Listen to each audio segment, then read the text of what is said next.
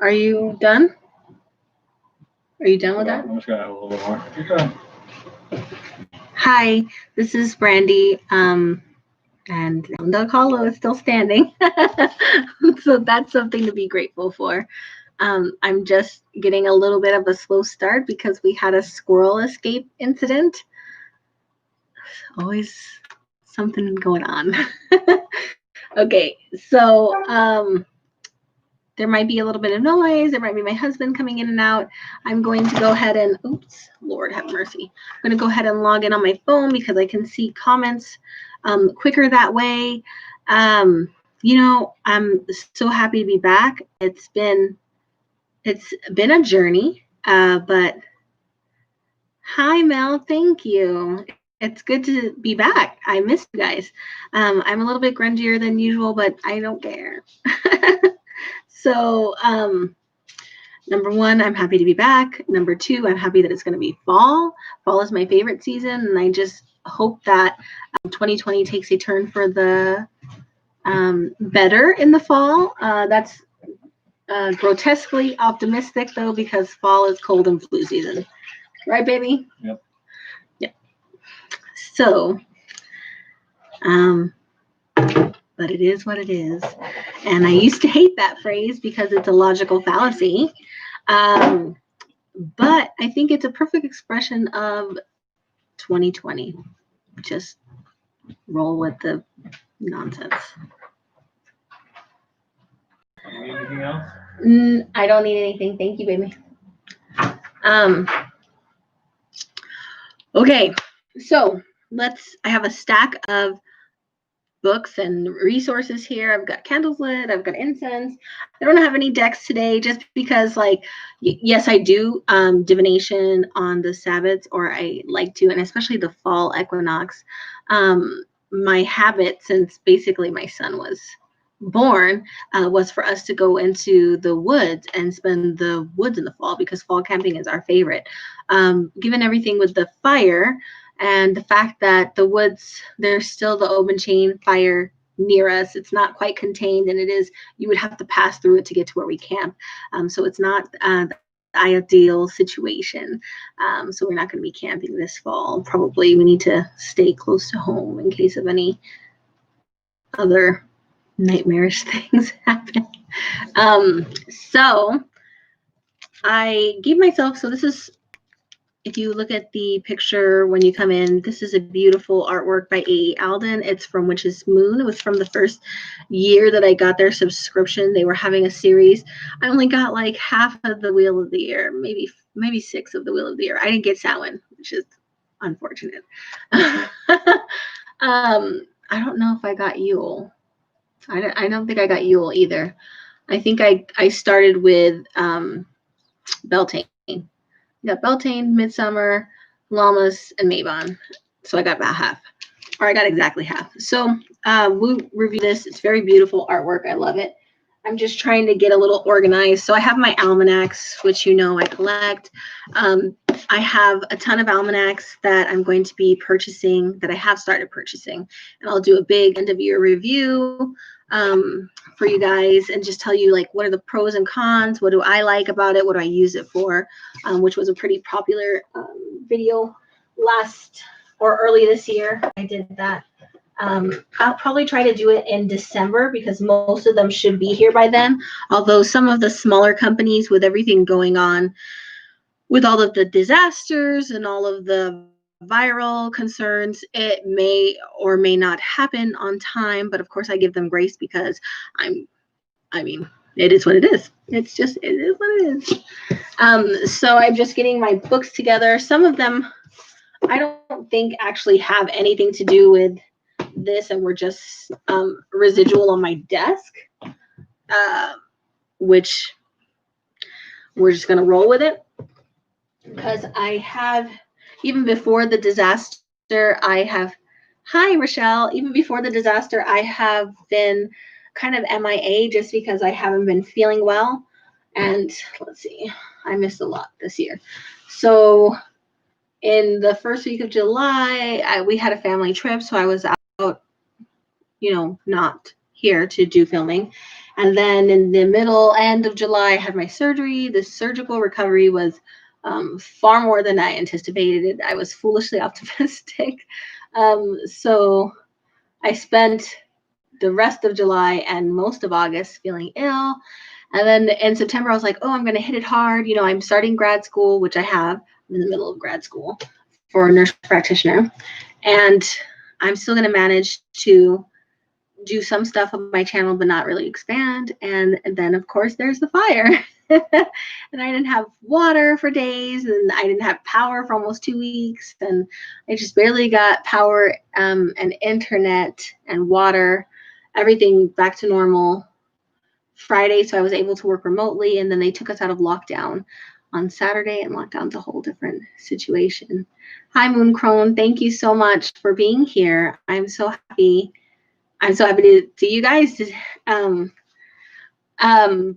be here.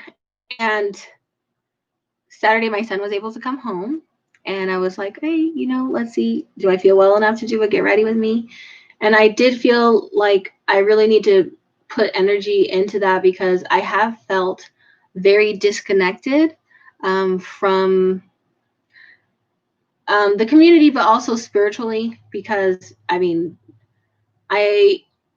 yes, I rely on faith and spirituality during a crisis, but I kind of get numb. You kind of get to the point where you're like, I've spent a lot of time vacillating between despair and apathy, which is not a good place to come onto YouTube and share stuff. Oh, thank you, Rochelle. So I highly caution you, if you are in that really heightened emotional state like that you should avoid going onto YouTube or social media. It almost never helps you. So I digress. Anyway, the fire was pretty horrific. I posted some pictures.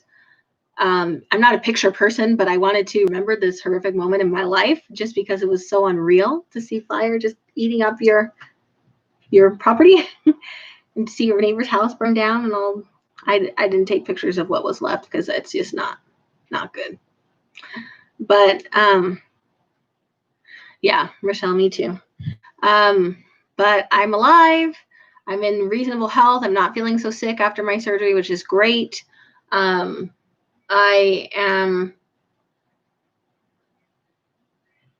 of lockdown, so that's great.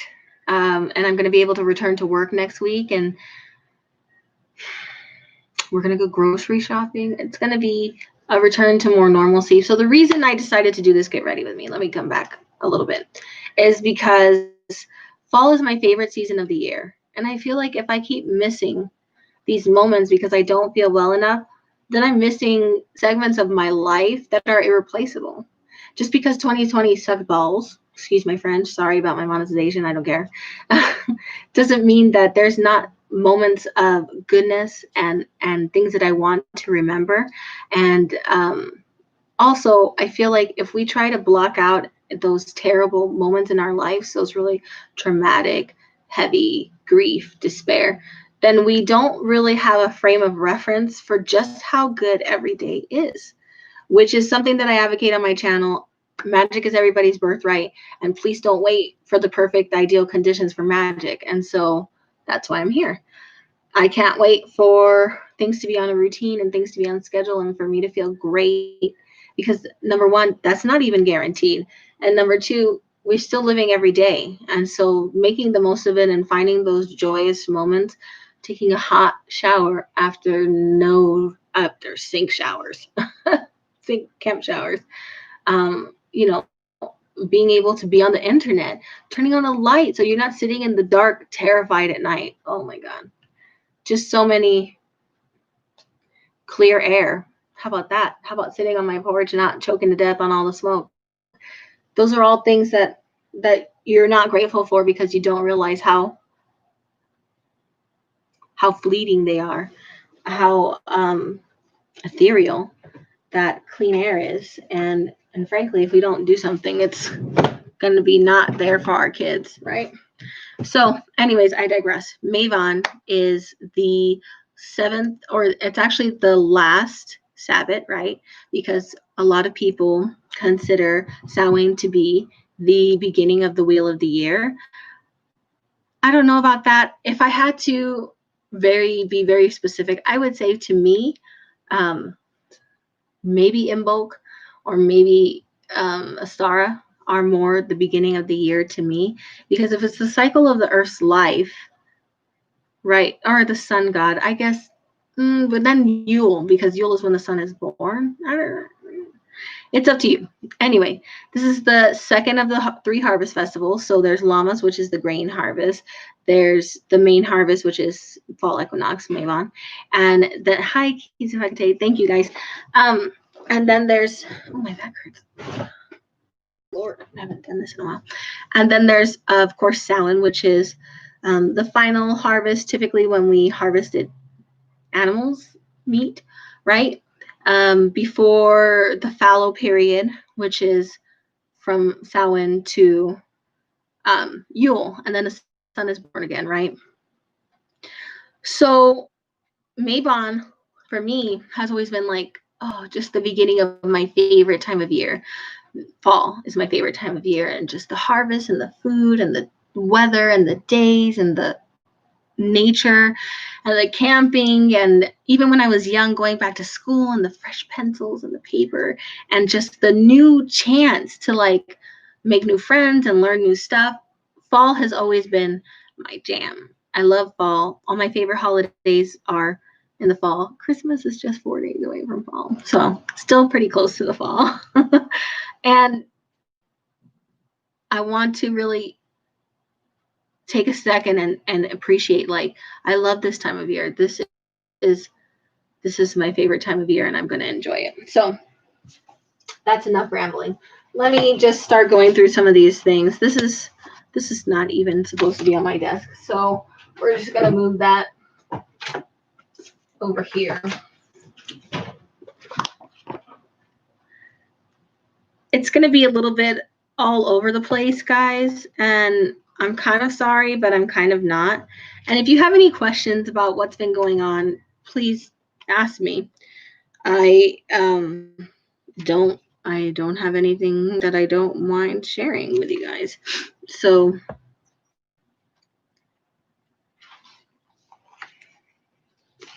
this is kind of like a Witchy 101 book. You Are Magical. I have not read it all the way through yet. Tess Whitehurst has a lot of like articles with Llewellyn. I mean, I've seen her. She's got a lot of books. I got this one, I believe, as a Christmas gift, and it's just a really nice intro book. Some people are very like set against Witchy 101 books, and I don't feel that way, because even I think that different voices really exemplify the Wishy 101 information differently and highlight different things. And I feel like it's a refresher, it's a reminder. I don't ever have a problem with Witchy 101 books. I appreciate the more challenging books, and I've been slogging my way through the Holy Wild, which is not to say that it is not amazing. It's just that when something is so deep and so important and so life altering, it's really challenging. You can't just ramrod through it. It really takes like time to compress and to like synthesize that information in your heart. Exactly, Rochelle. So here's what she says about fall equinox. Falls around September 22nd in the northern hemisphere and March 20th in the southern hemisphere. Often the time when we feel that we've entered fall in earnest. This is a celebration of the season, the multicolored meadows, apple orchards, pumpkin patches. It's a time of beginning to go within as we continue to descend into the darker, more introspective time of the year. And I feel like with everything that's going on collectively in 2020, a lot of us are going to need to do some deep shadow work, ancestral work, and some really healing after this these traumatic like events that we're all facing socially and personally. I don't know of anybody who hasn't had a really tumultuous 2020, which, I mean, I obviously don't know that many people. There's what, 8 billion people in the world. I know like a fraction of a fraction of a fraction of a percent, but I feel like there's, no matter who you are, you can always benefit from introspection, shadow work. And I'm not talking about like fun shadow work. I'm talking about cried, shower, shadow work, and ancestral connection. I mean, it's one of the best things that I've ever done, and I highly recommend it, which I will talk about more, but this is a different venue altogether. So it's the second point on the wheel of the year when the days and nights are of roughly equal length and the halfway point between solstices. So the other one obviously is Ostara. They're both equinoxes, right? We can draw upon this astronomical balance to bring balance to our emotions, relationships, and life's condition. It's also a really good time of balance because we're entering Libra, and Libra is about balance as well. So if you feel like you've been lacking in that department, this is a good time to do some work around that, do some journaling around that, do some whatever therapy speaks to you, art therapy, music therapy, walking in nature, crying, reading, anything that helps you engage is better than apathy. I can promise you that. I have been vacillating between those two, and there's nothing. I don't feel like a human when I feel apathy, and maybe that's just because my spirit is a service spirit. I have a stellium in Virgo. I'm a 2 Enneagram. I'm just a very giving, helpful person. But I digress. So bring balance to our emotions, relationship, and life's conditions. Spiritually, this is an excellent time to express gratitude for all our good fortune and to bless our hard work as well with the fruits of our labor. So this was very appropriate, very appropriate. Gratitude is going to be big in my fall. I feel like, oh, Rochelle, I hope you're awesome. But sounds like it could be better. Gratitude is a big thing in the fall. I mean, we have Thanksgiving, which, aside from the murderous roots of the holidays, is still a nice time to be together with the family and to feast and to be grateful. So try to think of it in that aspect if you celebrate it at all. But I, for one, am grateful for so many little things. I have clothes, my house is standing, all my animals lived, I have power, I have water, I can flush the toilet. I mean, we can drink the water now. It's not like the pipes are clean finally. It's miraculous. The things that we take for granted. So I challenge you to really maybe make yourself a blessing jar this Mabon and try to fill it all fall. What are your blessings? What are you grateful for? Try to get as many original things in there as possible. Make it a family event. That's a really nice idea, I think, for this. Do some journaling on gratitude. There's lots of really beautiful bullet journal spreads about gratitude. I mean, gratitude is one of the few bits of magic where I feel like you never feel worse after a session of really working on gratitude. How can you when you think about all that you have?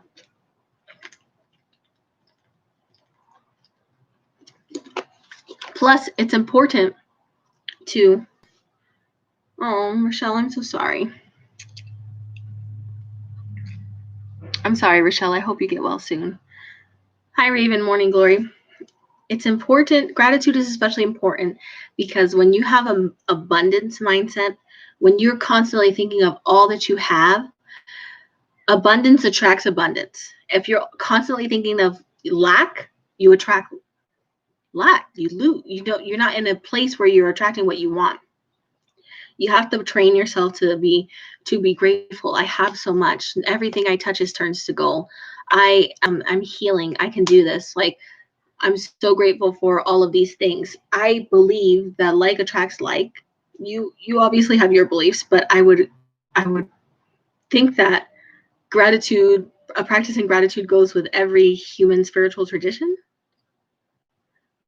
I would think. I mean, you can, of course, tell me if I'm wrong. That's fine. So gratitude will help with your abundance because it puts you in an abundance mindset. And then, of course, balance is very important right now, too. So, try to be moderate. And most of us overdo it in the busy or the work or the things that we must do to survive. I've noticed that a lot of us are just slogging through our days And maybe it's time to step back and say, work will still be there if I leave on time instead of early, and go home and eat a meal with my family. Or TV will still be there if I get up and I take a walk and I get outside and I get some, hopefully, fresh air. Or, I mean, even some of us, like, soda will still be there if I drink water this one time that drinks soda. So it's up to you. But those are some themes that we are already encountering. So this little book, I also haven't really gone through. I was prioritizing books that I thought you know what? I've been working on Holy Wild for 3 months, and that's not like me, but everything's been so crazy and so, so nuts.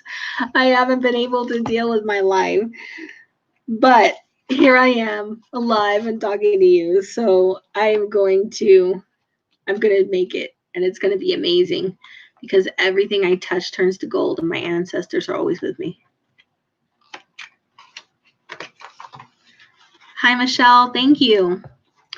So basically, this is really nice. The Book of Blessings and Rituals just really goes through like month through month and tells you just different things. So it has even Judaism, Rosh Hashanah, which is kind of significant right now with RBG dying on the last day of the year, which is really in the Jewish tradition, very sacred day to die on. Heartbreaking. So, right? Terrible news for so many of us with vaginas, right? And some of us who are sympathetic to us with vaginas. So it's just got a nice little blessing. Of course, you can look up blessings or ideas. I'm going to type all this information up and put it on my webpage, which is sadly behind, but I'm trying. You are not just light or just shadow. Those are easy answers. You are all of it and more. And that's one of the things that I totally believe in, is that love and light is wonderful and it's totally good to focus on.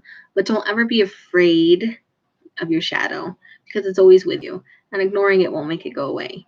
You really need to lean into those shitty, uncomfortable parts of yourself and make peace with it, because you don't really ever heal, right? You're going to have scars, but you can be whole. And being whole is not just embracing the positive side of yourself. It's also embracing the garbage. And it's not necessarily garbage. Maybe it's just stuff that you don't like about yourself that you have to deal with, right?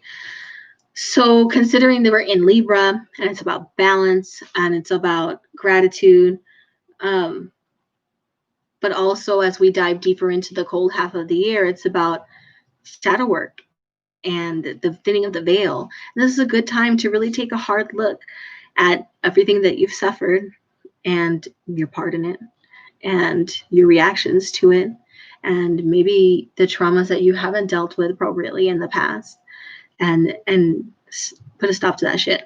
We don't have to keep making the same mistakes our ancestors did. We don't have to keep making the same mistakes in our own lives. We don't have to keep living these curses, these ancestral curses, these curses that we place on ourselves. We can say enough. But the first step in saying enough is acknowledging it and saying, Brandy, you're not perfect. You got a lot of shitty parts, but I love you and you're whole and we're working on it. And you're doing the best that you can.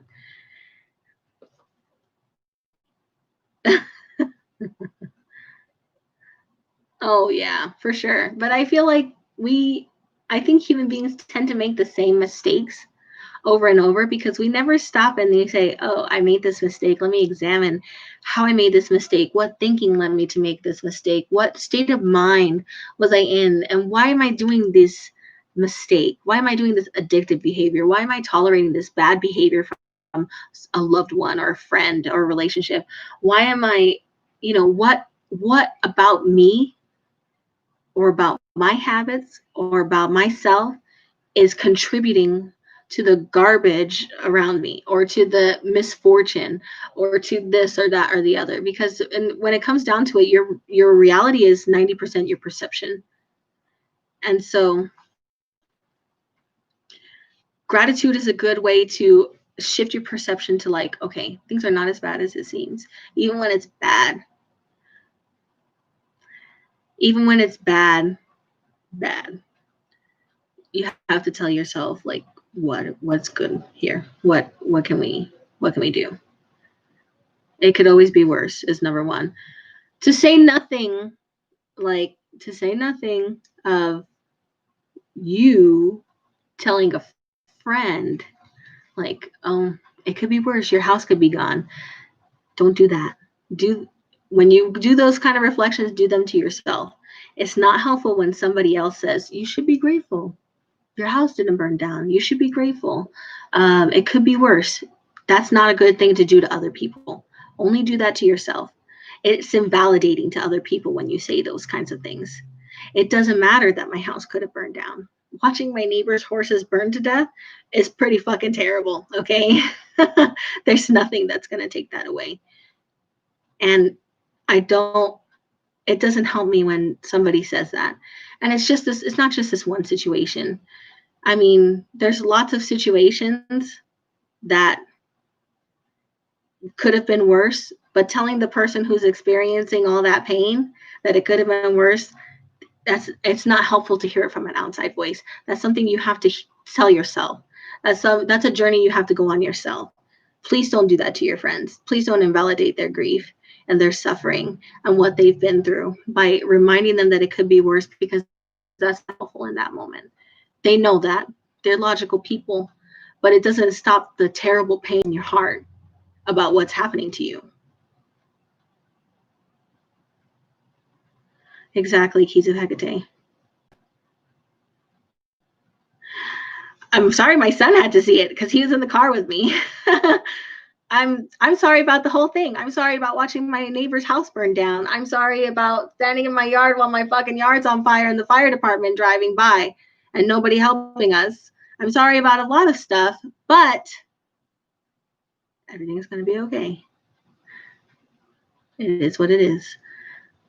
I'm just saying that is something that I need to investigate and look into and talk to myself about, because I know that is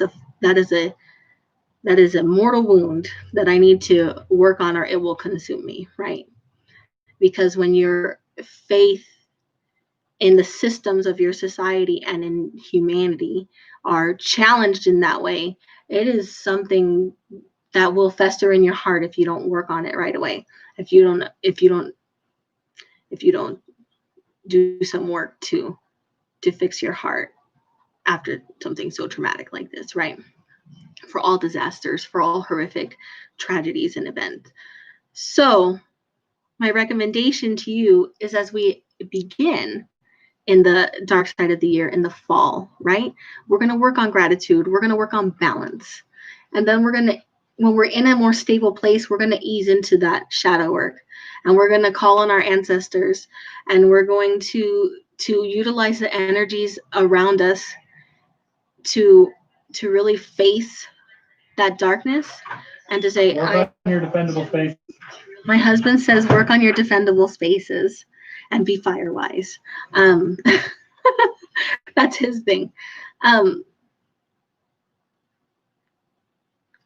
There's a lot there, but just try to get to a more stable space. Try to find your balance. Do stuff for yourself. Do stuff good for your health, even if you don't really feel like doing it. And then build up your heart and your gratitude and think of all your abundance. And then as we transition into Samhain, start thinking about your shadow. Start thinking about the darkness. Start embracing those painful moments and sit with yourself in your grief or your rage or your hurt or your unfairness or whatever it is that is in your heart, and tell yourself whatever it is that you have to say to acknowledge that those parts of yourself are never going to go away. And we talk about healing, and really a wound may heal, but it's always going to be a scar. Most wounds scar. And you're going to have to say, like, you're going to have to get to a point where you're okay being whole, scarred and all. And that's really where the power is. Because in the end, those terrible parts of our lives are the parts that give us our backbone and our wisdom and our grit.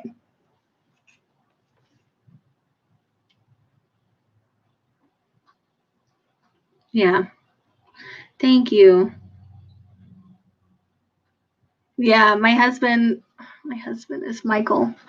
My husband's Saint Michael, the archangel in the flesh. I don't know if you've seen my Instagram, but that is a picture of him in front of a 30 to 50-foot wall of flame, and he's just got a garden hose. He saved our house from burning down, not just through the garden hose, but all of his work on our land, through all of his stewardship, through being firewise. Our main regret is that we could not help our neighbors and save their animals because everything happened so quickly. Um, that's a different story. I'm not gonna do that right now. I can't think of that. So, fall fall fall equinox. So it's just got like an idea for a ritual and a honey blessing jar, which we kind of talked about. A blessing jar is a really nice idea. Um, So a honey jar for me is a different type of thing. I also call it a sweetening jar. It's very common in hoodoo. You can look that up. That's usually to attract something to you, which is, I mean, that's also it's abundance time. So you might write abundance on your paper and put a little stuff in your honey jar that speaks of abundance to you and seal it up and burn it with like a golden or a green candle, and that's your abundance spell for Mabon. Um,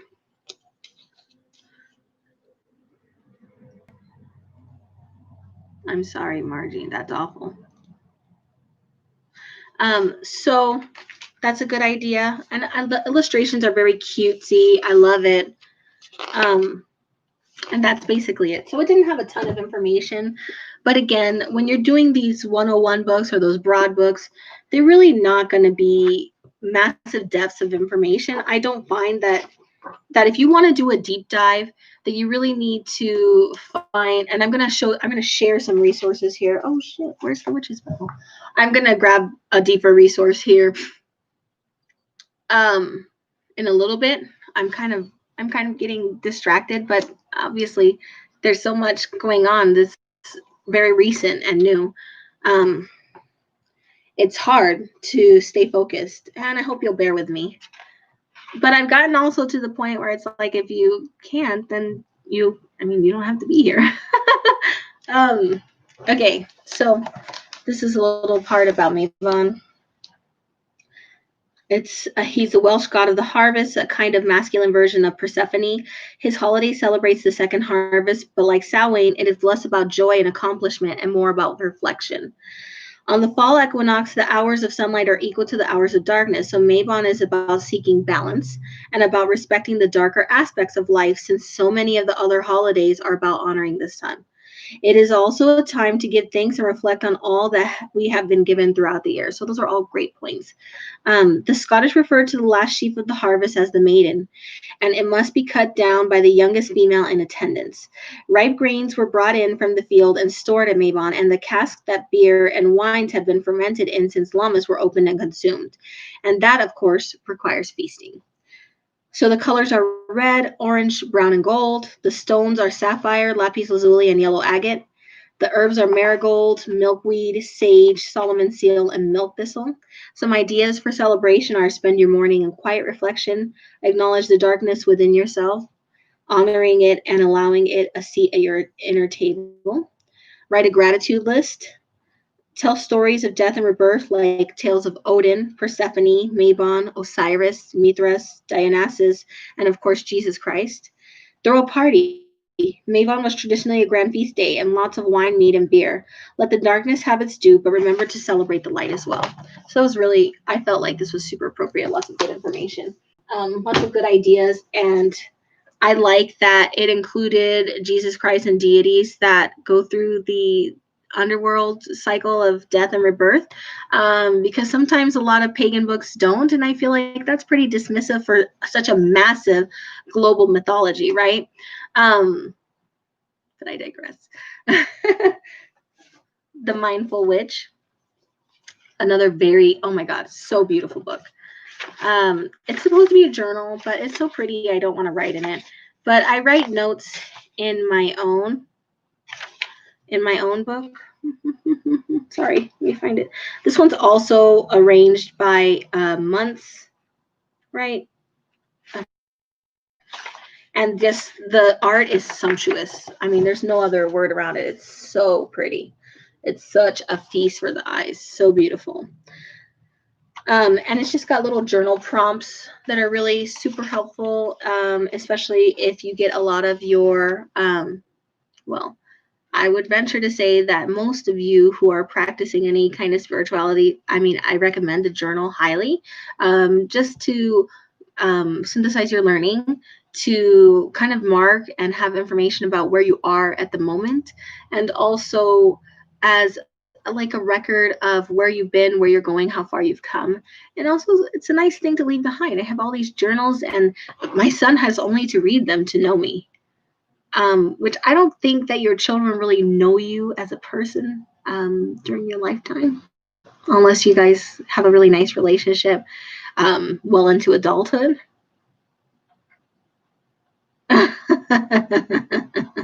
I know, Mooncrone. I have a book list. I mean, a ton of books. That's another thing I was going to mention. So, I've been sick, and as you know, before that, I was trying to inventory my stuff and really catch up. And at this point, I don't think I'm ever going to catch up. And so I am going to try and put on my Facebook page or on my website just extra things that I want to pass on for a super reasonable price. So stay tuned for that. That's coming. It's just I literally have to go through it all, and there's like, I'm not gonna lie, it's so much and it's everywhere. And my husband's like, maybe the stuff can be moved and cleaned and fixed and organized. And also, when I thought about what I grabbed from the house as we were trying to leave, none of it was magical stuff. I am magic. None of it was my journals. None of those are things that are very nice and I appreciate nice things. Don't get me wrong. I'm not one of those people that's like, oh, don't do nice things or only make your own stuff. That's bullshit to me. I think that the magic is in me, but I can also imbue it into other things. But I digress. The things that I brought with me was my son, the animals, the dogs, the tortoise. I couldn't find the cat. Such a little turd. It hid. Our vital documents and cash for emergencies because I had no idea what was going to happen to us. And my husband, of course, loaded the car up with all of his firearms. But nothing, I didn't bring a single book. I didn't bring a journal. I didn't bring any photo albums. I didn't grab any pictures. I didn't grab anything. I didn't even grab the pictures on the ofrenda. I literally have all of them digitally, and I could have replaced that. So that tells me that, like, when the chips are down, not anything mattered except that wasn't alive.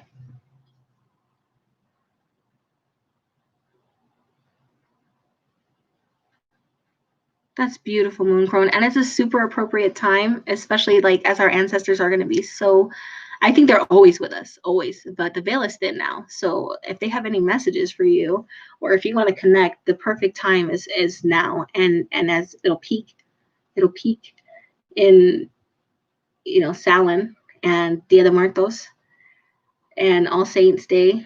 And then it'll wane, but then it'll peak in at Beltane, which I don't think we really appreciate enough. That's perfect, Margie. That's really smart. So this one is just like the magical correspondences of the month of September. So here's the fall equinox. Such a beautiful page.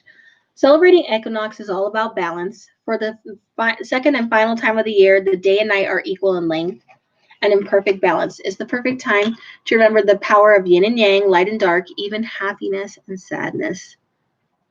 Contrast is a natural part of life, so instead of futilely trying to make the light side win, surrender to the coming of the darkness. It's only temporary.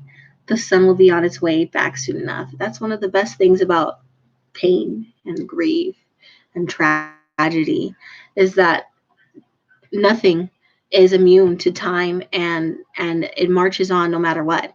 And even things like death and grief, disaster, catastrophe, despair, those things pass. They're not permanent. I mean, they pass like a fucking kidney stone. It's not pleasant. It hurts. It's awful. But they're not. They're no more permanent than joy or laughter or music. They're ephemeral, just like everything else. So embrace it. Sit with your grief and your pain, and it is what it is. That's where we are right now. Don't try to block it out, because I felt more pain when I swung to apathy than when I just felt, when I keened for my neighbor's animals. I mean, seeing my house burn out, I just started to cry and scream. It was awful. I wish I had it. My poor son, he's going to need therapy, but I couldn't help myself. It was such a day. Oh my God.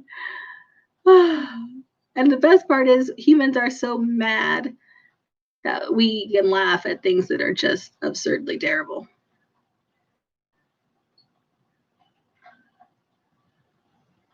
Oh, thank you, Jen. You're so sweet. Hi, Lori.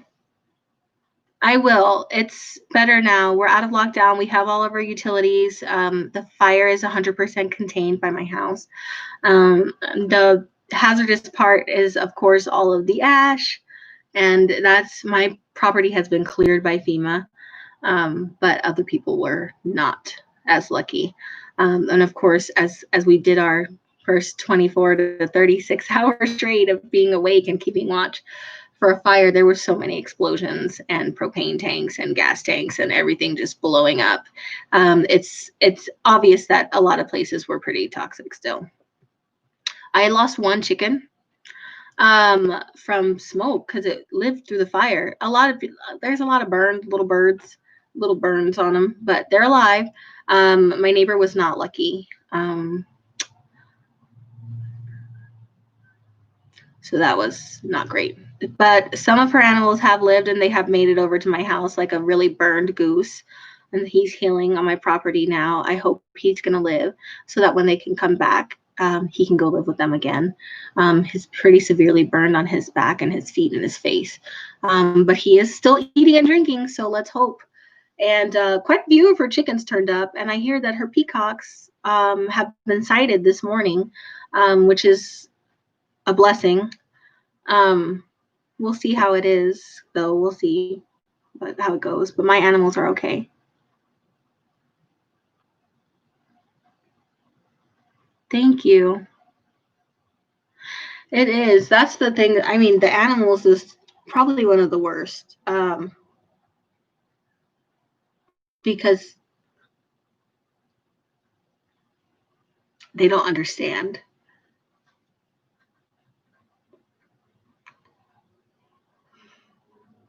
And we're just not good to them. But we did the best that we could and saved as many animals as I can. And my neighbor up the street, she's got food and water buckets everywhere for all the cats and the strays, and she's trying to catch them and help them. And we have traps trying to catch any strays and get them medical attention. We have not succeeded. But the animals are okay. My animals are okay. And my husband and my roommate were able to help that, because I live next to animal control, and my husband and my roommate were able to help them evacuate. So none of the animals in the animal control were killed. So they all escaped, thank God. Again, a lot of neighbors' pets were not lucky. My son is okay. He's a little traumatized. And it's different things that will set him off. So today and yesterday, his main grief thing that's really sad for him is the donut shop his daddy used to take him to on the way to school burned down. So he's very sad about that. The first day was about the animals. That was pretty horrific. And I don't bring it up in front of him because I'm really glad. He seems to have forgotten, although he will periodically bring it up himself. The first day was really hard for him, very confusing. And then after that, he went to my in-laws' house, and we were separated for 10 days, which was also very hard for him. We've never been separated that long in his life. So he's okay. Children are extremely resilient. I just need to be very mindful and get him any resources if it becomes a problem. Extremely traumatic. Children don't understand. And without getting too far into my county's response, which was none. There was no warning for anybody. That's why my neighbor's house burned down with them almost in it. There was such a chaos trying to escape. I actually left my husband here and tried to leave with my son, and where we were not able to. The fire overtook us on both sides of the street, and we were turned around. And by that time, my husband had put out the fire on my property, or put out the majority of the danger on my property. So we just went home, and he sat in the car with the circulating air conditioning and the dog and the tortoise for probably 6 hours while we tried to hose the roof and spray the vents, and the car kept lighting on fire. Not the one he was in, but it was like, I don't know. It's such a catastrophe. I don't know why I'm laughing. It was so terrible. Yes, it's hard for him. Yes, I'm grateful too, Michelle. I'm grateful. He's little, but he's smart, and he's like, he has a lot of empathy. But kids will overcome. They're so resilient. And he gets to come home, and our home is safe, and we have power and electricity, and he's with us, and he's already got an attitude problem. So he's probably going to be just fine.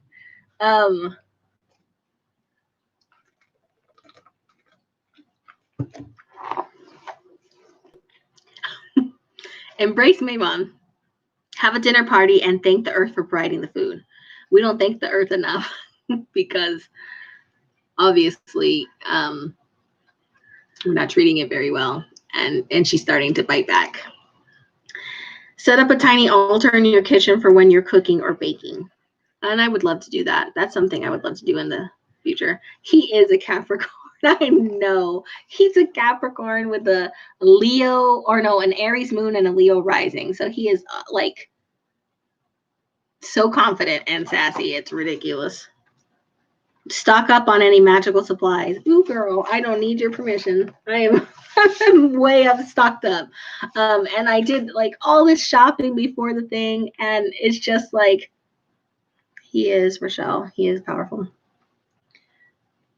I had meant to do haul videos, and I had meant to show you I was literally going to do a garden and animal update before this happened. And wow, I might just combine it and maybe show you. I don't know.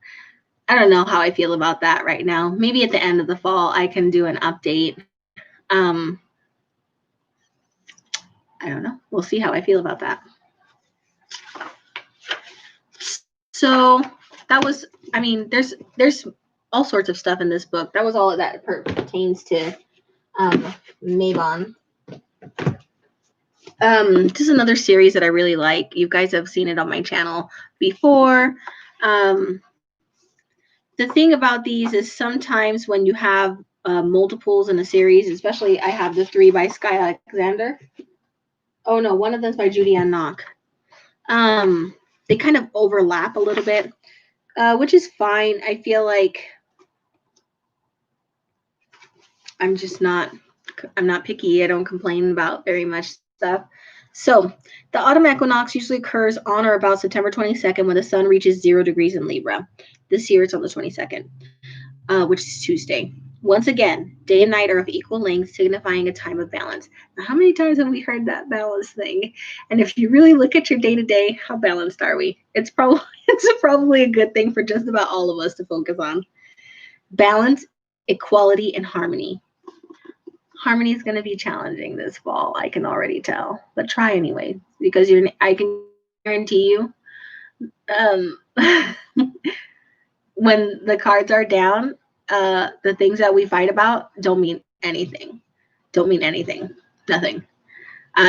You probably already know by watching my channel and all of my soapboxing about, equity and marginalization of people of color and the lack of representation in our community of witches of color, and the fact that I protested at, you know, um, after the death of George Floyd, and so on and so forth, that I'm pretty left leaning, although I don't identify as a Democrat. I'm so sorry if you thought that. But I mean, I have never been more grateful to anybody in my life than my Trump loving neighbor when he came over with his water truck and helped my husband save our house. I literally did not give a fuck about what he was voting for. He did not have to do that. He helped us every day when literally nobody else in our town um, had the capacity or the wherewithal or knew their asses from their foreheads to help us. But he helped us with water, water truck, helped us put out fires in our yard, on our property. He checked on us every day. He helped us make a neighborhood watch. He helped us with water and gas. And his wife brought my son snacks because she thought he was with us, and just everything. Because when it came down to it, he was my neighbor and we lived next to each other, and he was going to help me because that was the right thing. So I would caution you, when you put up walls thinking that some people are bad because of what they believe in, as opposed to what their actions are in their real everyday life. It's so easy on social media, and when we have these politically charged sports team situations, to say that person's an asshole and they're full of shit and they're so stupid and don't they care, and when the chips are down, yes, they care, because they're in my fucking yard helping me put the fire out while the fire department just drives by. So I am not going to do that. I have done that in the past. I'm not going to lie. And I'm not going to ever do that again, because it didn't matter when it was really serious. And I promise you, if you have a disaster in your area, you're probably not going to know who's a Trump supporter or who's a Biden supporter or who fucking doesn't vote or who's a Satanist or whatever. It's not even going to come up. Who's going to help you? Who's going to be kind to you? Who's going to look out for you? That's what it really comes down to. And they've got us all tricked into thinking that those things really matter, but they don't. Bye, Rochelle. It was nice of him. He's a good man, and I'm so grateful. And his brother, I'm so grateful. I'm grateful to everybody on my block. My neighbors have been amazing. That's probably one of the other really good things, is that I know my neighbors and they're wonderful. And I'm so happy that they lived and that they're okay, and that we can connect and help each other.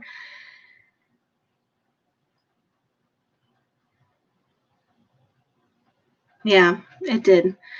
One of my friends, her mother used to say, it was confronted with racism, but it's super appropriate in almost every situation.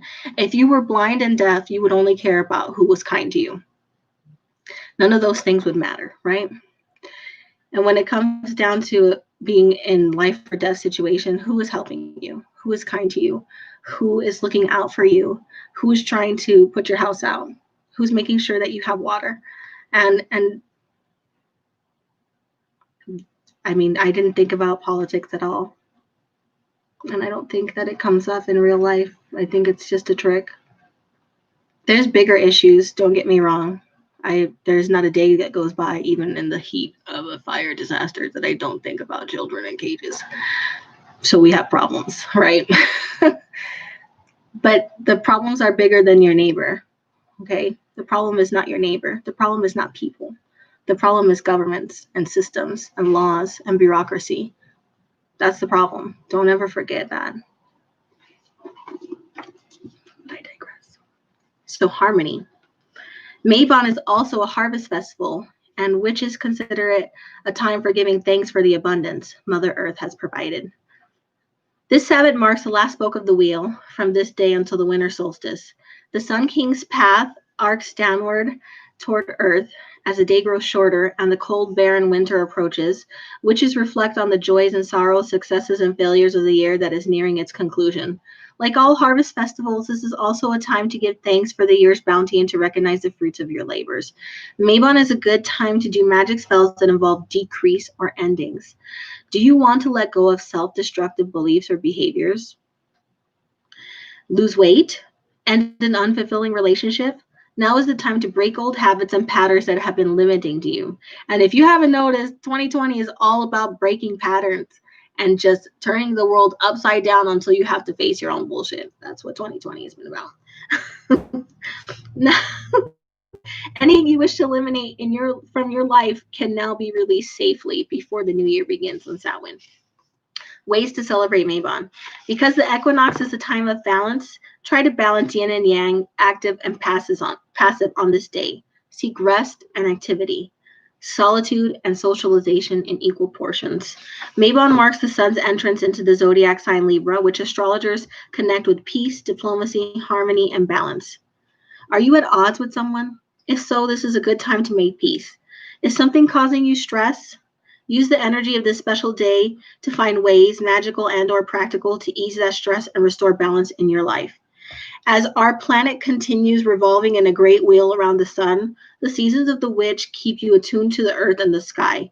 Even if you live in a high-rise in the middle of the city, they also link you to the past, the traditions of your ancestors, and the ongoing cycle of birth, death, and rebirth. I don't know why I feel so emotional about this. I don't know if it's just all the trauma, but like something about the significance of this holiday and what it means for me and my family, and the journey that it represents beginning, right? The fall, the descent, has got me really emotional. But also being here with you guys again, it's just really sorry. It's really, it feels right.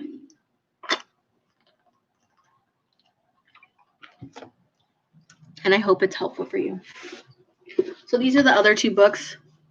This one's dense. We're going to start with this one.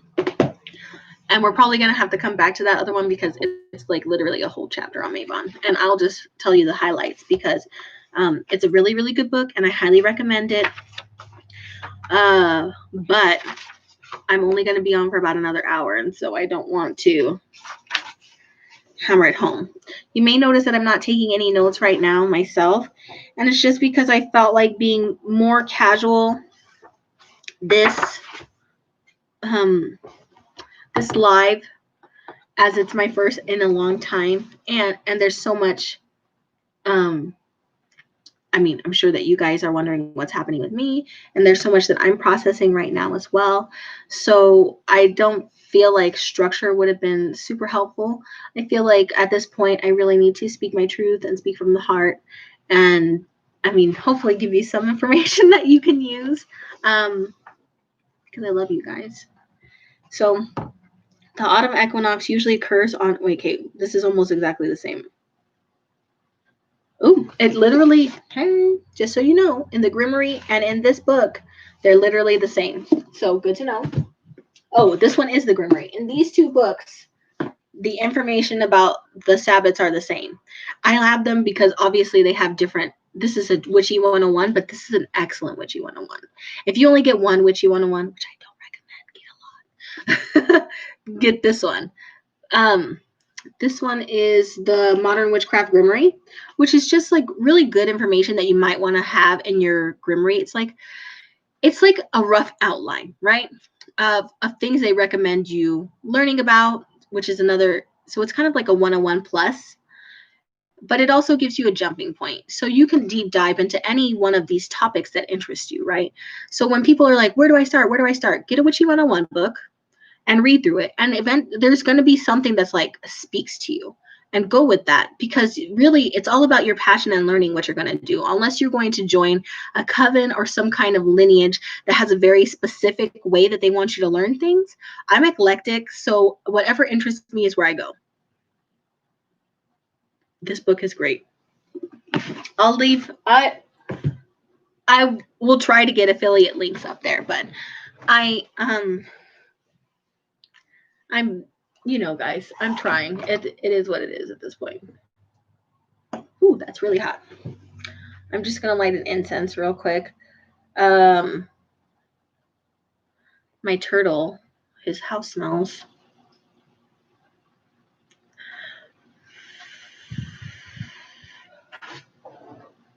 His house smells. He's outside right now, though.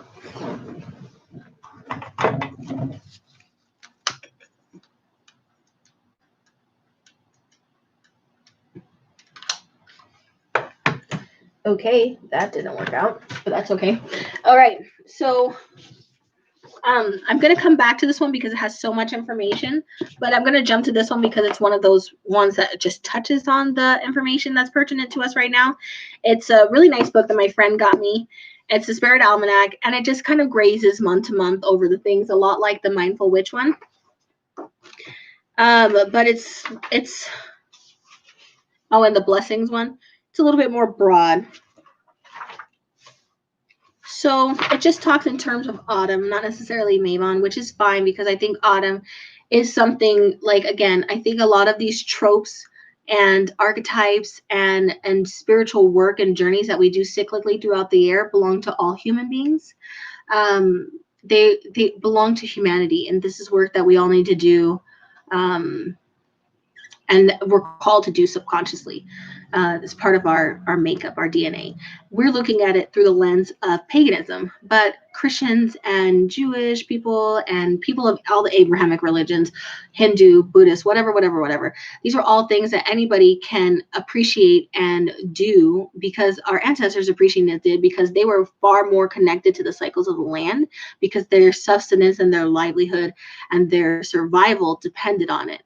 So it's in our DNA to want to honor these turning of the wheel because we were so close to our mother in the past, right?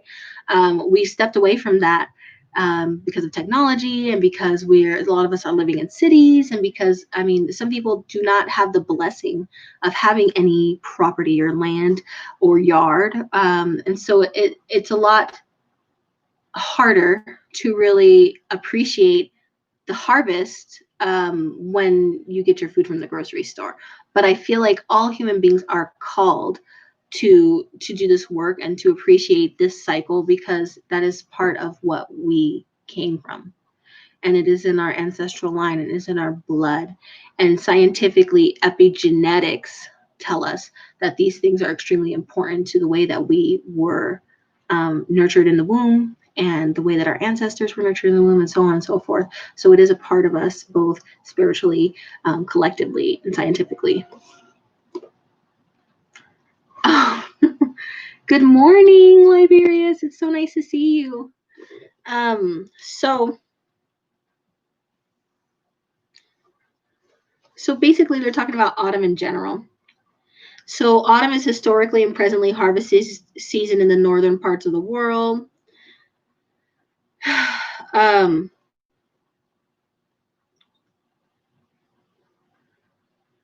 It's talking about China and Vietnam. So Americans have Thanksgiving. China and Vietnam, for example, have a moon festival, also called the Mid-Autumn Festival, that falls midway through the 8th lunar cycle on the full moon and is celebrated by admiring the moon with friends and family, reciting poetry, and eating mooncakes. That sounds wonderful. If lovers are separated on this holiday, they give each other a call and gaze at the moon simultaneously. So romantic. In Japan, Ohigan marks the start of autumn and spring, not to be confused with Shunbon no Hi, the day of the Japanese spring equinox. Ohigan is a week-long period that extends 3 days before and 3 days after the spring and autumnal equinoxes for a total of 7 days. Named for the flower that blooms in autumn, Ohigan is a Buddhist tradition of meditation and quiet, in which the Japanese honor those who have passed by visiting their burial sites, cleaning them up, and decorating them. The word Ohigan itself has roots in Sanskrit and means reaching nirvana.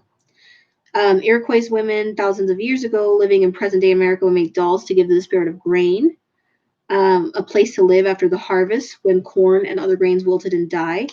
They were usually made of corn husk, using corn silk for hair and helped to ensure the success of the following year's harvest.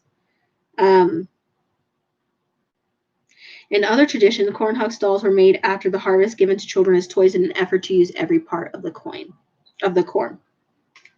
Ancient Greeks, of course, had Persephone's, descent and return. For fall, Persephone returns to the underworld, and Demeter's sorrow becomes so great in all companies, it drains the earth of life as well.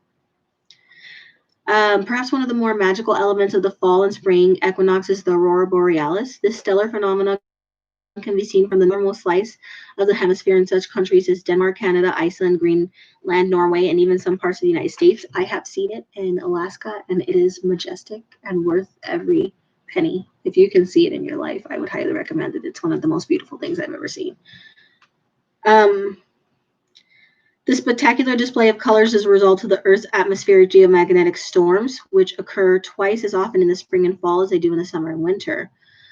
So if you're in the northern parts of the northern hemisphere, there is a site I can try to link you guys, and it will tell you when there's a chance to see the borealis farther south. And if there's a pretty significant storm, you can see it as far south as like parts of the Midwest and Oregon and definitely Washington. You just have to get to a place with less light pollution, and you should be able to see it. And usually it's later in the night and early morning.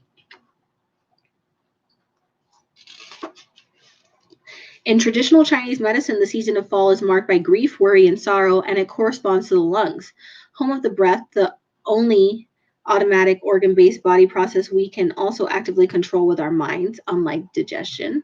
The lungs make fall a special season indeed. When we take a deep breath, we're well ventilated, and this openness can help us experience fall's heavy emotions with support from the union of our mind and body. We can use the airways to make space not only in our bodies, minds, and hearts, but also in our lives. On the other hand, fall is a time when the respiratory system is newly taxed with chilly air and autumnal allergens, such as ragweed, making us more susceptible to catching an airborne illness. Please, guys, keep your hands clean. Don't touch your face. Cover your coughs and sneezes. You know why. In Ayurveda, a slightly different language that marries earthly elements to bodily constitutions. Also, they're different countries and traditions, right? Autumn carries a vata energy. Vata is the combination of air and space. Someone who has a strong vata energy is said to be light, often cold, nervous, capricious, and irregular. Needless to say, grounding practices are needed to help balance this anxiousness. Autumn is a time to celebrate the harvest by giving thanks to Mother Earth. Enjoy nature's gifts of fall foliage, meteor showers, and aurora borealis. Swap lighter fare for energy-producing root vegetables, grains, and hardy greens. Ooh, I had me some kale and bacon the other day. It was divine. Very good. Balance vata energy with grounding practices. Drinking warming herbal teas to clarify your lungs. Finish it. It's very so you don't realize it, but one of the one ways that we dehydrate and lose moisture is through breathing. We lose a liter of water through 24 hours of breathing. So it's super important to stay hydrated for your lungs. I know it seems like weird and not like at all at all what people think, but I'm a nurse. And I'm not giving you medical advice, but I am saying that a lot of people who are having symptoms like this, I tell them, depending on what it is, you should get tested. But also hydrate, rest, drink plenty of fluids, warm fluids, get humidity into your air. It'll help. So drink plenty of fluids, run your humidifier. It will help you, especially if you live in a fire area like me. Or mama, you too. You should probably run a humidifier, mom. Breathe deeply to help your body and mind transition into the quiet space of winter. So that was pretty good. I mean, I like the fact that it had like different cultures. I felt that was very good information. It kind of sounds familiar because when I was in China last November, we did talk about how each of the seasons and the body correspondences with that and illnesses that are related to each season and each feeling in each body section and hot and cold things. So it was very interesting. I think I still have that information somewhere around here. I find it interesting that it doesn't necessarily correspond to what us Western pagans traditionally have as correspondences. So it might be worth looking at, and if you're eclectic like me, kind of deciding like, okay, is East this, and this to me? Or do I really feel like it's more like this, and this? And kind of maybe make up your own correspondences that are more true to yourself and your practice and your understanding of the world.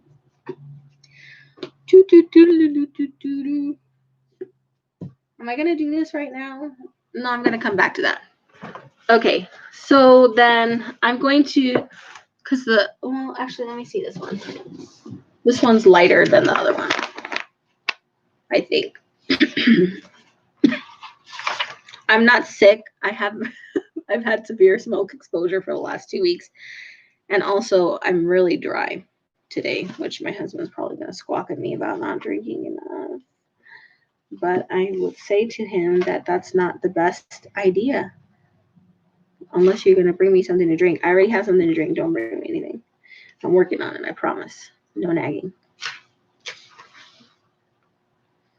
All right, we're starting with the Sabbats here.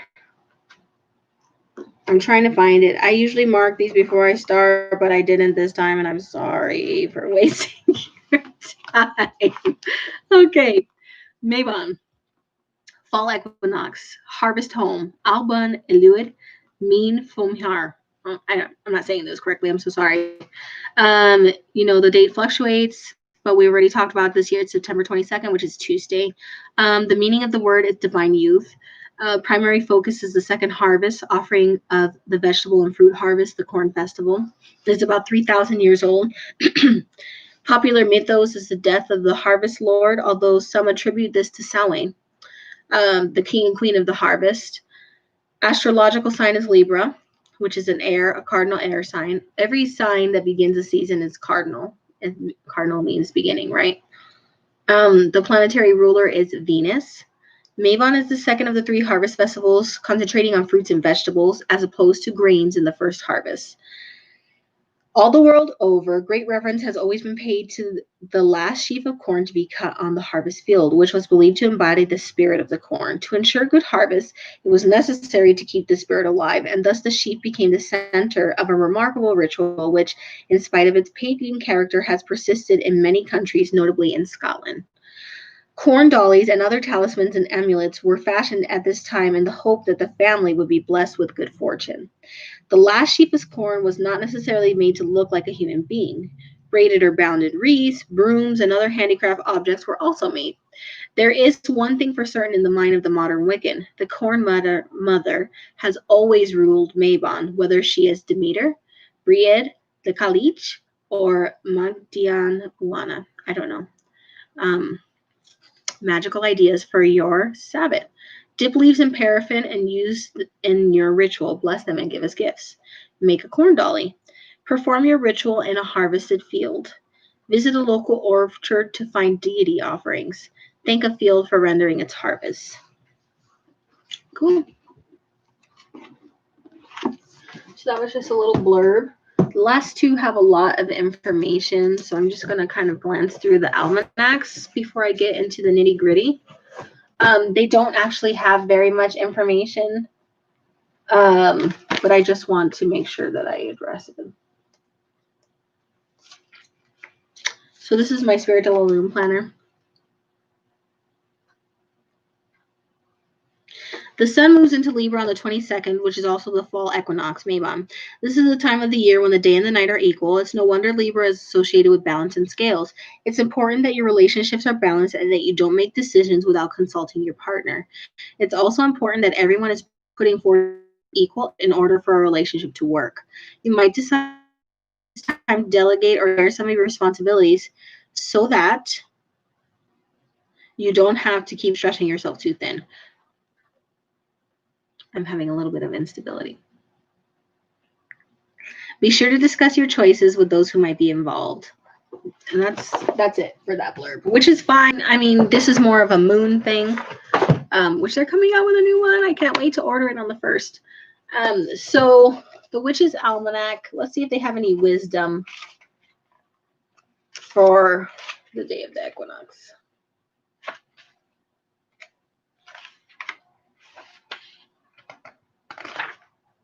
Nope, nothing written. I have to read this. I haven't read it yet this year, but I have to get on that because I love it. It's a great book. What about this one? Anything about the equinox? I've missed a lot of this. Let me see here. So nothing. I guess there's a Pisceid meteor shower that's on the 21st. Kind of peaks on the 21st. And the International Day of Peace is on the 21st, which is the day before the equinox. But there's nothing really, except for I will say on the full moon on the 1st of October, Thursday, it's a good time to find things in nature. So I would definitely keep that in mind. But I will be doing a Get Ready With Me next weekend to talk about how we can.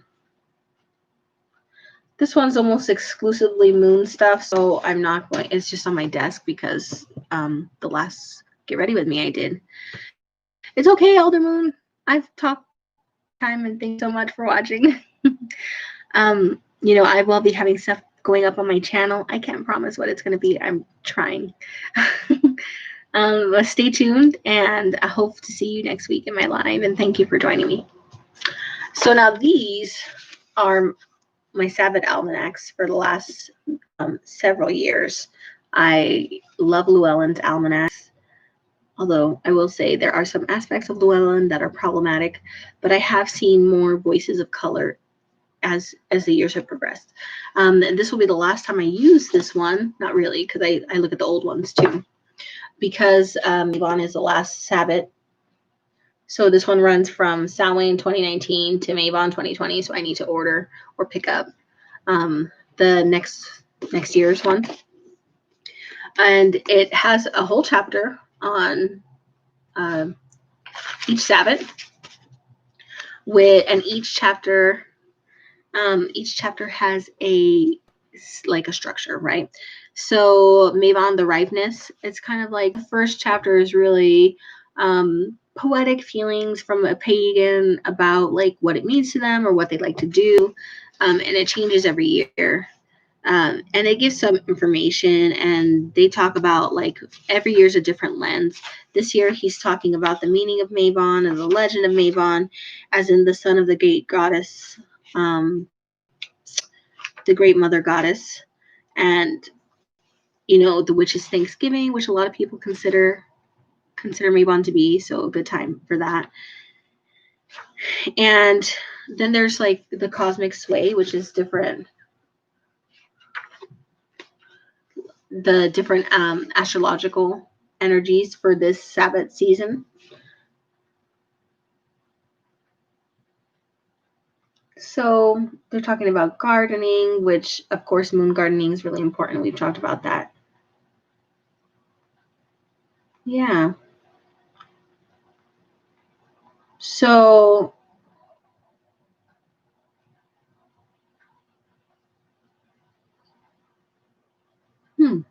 So it's talking about the dark moon in Virgo on the 17th, which is a little bit before Mabon. And the Mabon sun, it's really just different types of celebrations. And a full moon is a week later. The old ways, potions of vine and grain. So home brewing is one of the things that they kind of recommend this time. They have little recipes. This one's for Hungarian mushroom soup, nut-crusted salmon, which we had at our wedding. We had hazelnut-crusted salmon and prime rib. It's really good. I don't make it like that at home just because my son is so picky. If he sees anything on top, he's like, I won't eat it. But otherwise, salmon, one of his favorite foods, just like me. Sun-dried tomato polenta with acorn squash and crispy apple pie wraps. That all sounds wonderful. I would eat it. Some crafts that they recommend is a clay leaf incense burner. So making like a leaf out of modeling clay for incense or trinkets. It's supposed to look like that. Very cool. A crystal for every season, and the crystal for Mabon is tourmaline. So there's black tourmaline. So it's said to balance yin and yang energies. Wear the stone if you're apprehensive about a situation. Blue tourmaline is about tranquility and peacefulness. Green tourmaline, also called verdolite, comes in all shades. It's a heart stone. And then you have pink and red tourmaline. I've seen watermelon tourmaline, which is just really cool. And then they have like a ritual, a sample ritual for you to do, which kind of like, so it ties the beginning. So the person who usually talks about the ritual is the one who talked about what the meaning of the season is in the beginning. And so it ties in their understanding of the season and how they celebrate beginning and end the chapter, which is helpful because they have a different person doing it every year. So there's always a different take on it. And I think that's really something that Llewellyn has been doing well, is highlighting the different takes on these different holidays, on these different meanings, on these different practices, because we're so diverse. We're not, one of the things that drives me crazy is gatekeeping, and I'm not going to talk about that because I just can't deal with any bullshit on top of what I'm already dealing with in real life. But the main reason I think that it's flawed is because there's as many ways to do magic and to connect with the divine as there are human beings. It's so personal. And so what I like about this is like, this is their understanding of the equinox and this is how they do it. And it's not saying that you must do this or this is a hard rule. This is just an example. And you take what you need and you leave what you don't, and you make a practice that is personal and true and authentic to yourself so that you can connect with the divine in whatever way speaks to you, right? So I think they do a really good job with this series, especially about highlighting that. Now, if they had more people of color contributing, that would be great. But they are trying. I have seen more.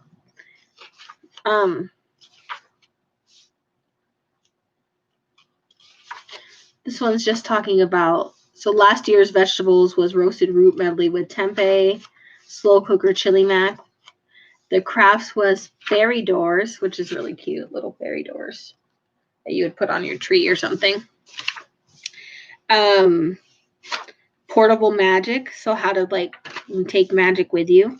And then of course a ritual by the person who talked about the thing. And then it was just like they had instead of the crystal topic, they had a topic with like different lore from different cultures, and this one was about the little green girls, which is interesting because I've heard of little green men, but not the other way around. But of course you could probably fill,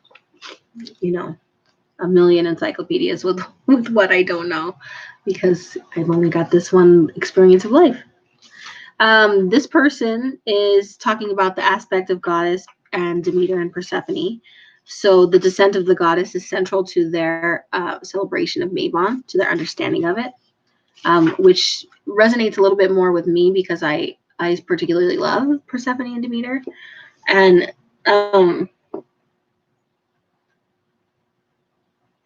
yeah, there's a lot to it, but yes, let's just leave it at that. The cosmic sway talked about, so that one's very personal to each year because it's obviously talking about the astrological influences during that year, which will not always be the same, right? It also has a little information on Jupiter, but most of it is like the planetary positions and so on and so forth. Oh, Michaelmas is coming and we have to celebrate. My husband wants to set up an altar to Michael.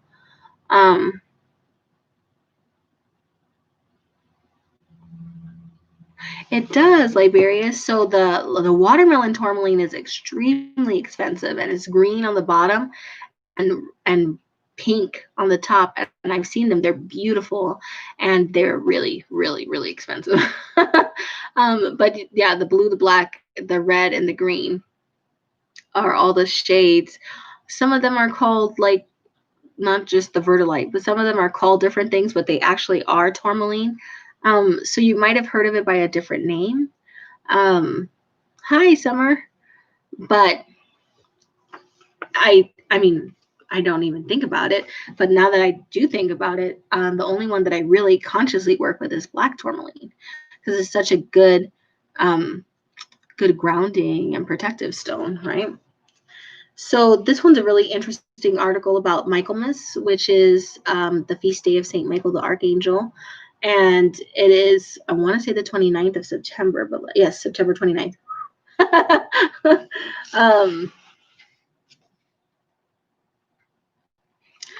I have always loved Michael too, Keys of Hecate. I love Michael, but especially now, like, I feel like, I don't know if my husband would use the word to himself, and you can type if you would, baby, but it's kind of like my husband's patron saint. Especially because we have an image in our house of Saint Michael fighting demons and just, he's the hand of God. He's justice. He's protection. He's goodness personified in specific action to counteract evil. Michael is not just about love and light. Michael is about, if you are unjust and if you are evil and if you are bad, he's going to take your ass out. And I feel like for the masculine perception of divinity, that's a really deeply resonating way to view divinity, right? As in something that is actively taking charge and trying to prevent bad things from happening, not just to yourself, but in the world. So I actually like Michael a lot more because the passive aspects of deity are more challenging to grasp. If we had a million Michaels, would the world be a different place? Probably, but we only have one, and he does the best that he can, right? I love the prayer of Saint Michael. I digress. I'm getting off the topic, but I do want to do Michaelmas because he's still super important, and I feel like he's probably, so we always have our deities that because Christianity is not as old as some other religions, that they kind of morphed into a Christian saint, right? Like a pagan deity kind of morphed into a Christian saint. It happened like Saint Bridget, for example, all different saints that you'll see. So I'm very Santa Muerte. I'm very interested in that aspect, but I think that the archetype of Michael is universal, and it's empowering, and we all want to slay our demons, right? And we all want to protect what we love, and we all want to serve justice where we think that it's needed, right? So super appropriate. His feast day's coming up. I highly recommend, if you're interested in him, look it up. We need to work on getting him a little altar. So September is time for Michaelmas. It says something about fasting and going to confession and walking to church barefoot, which we're not going to be doing. So celebrate it in whatever way feels authentic to you, if that's what you want to do.